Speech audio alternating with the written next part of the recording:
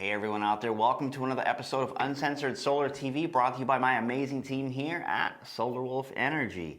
And today I kind of wanted to give you more of a video of a heads up on what to watch out for here, because as we get closer to the ITC going from 26 to 22, and as we get further along in compression of overall pricing for solar, one of the problems that I think a lot of potential customers are going to have, folks like yourself, are going to be the companies, while that on their way out, they're going to be just, I hate to say this, but scheming and you know, putting in bids that are clearly too cheap or whatever, trying to get deposit checks and whatnot, and then they're going to go out of business anyway.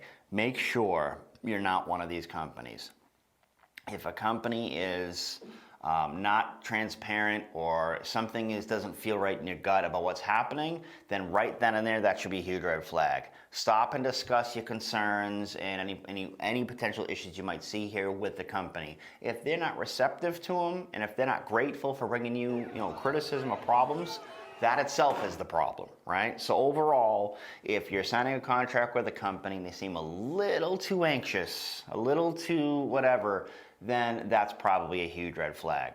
Another area that you should be focusing on is timelines. Make sure that they're keeping in contact with you. Can you get somebody on the phone? They told you we're going to be here in a month and it's been 2.5, that's a problem, right?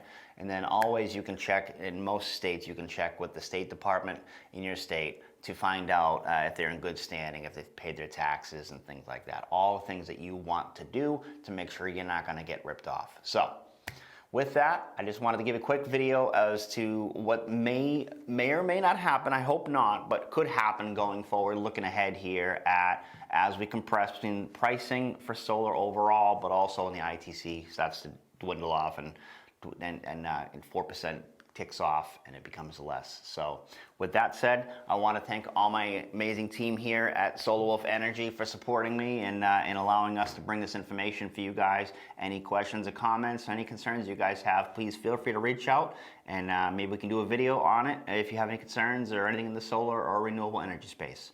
So with that said, thanks for watching the episode of Uncensored Solar TV. Thank you.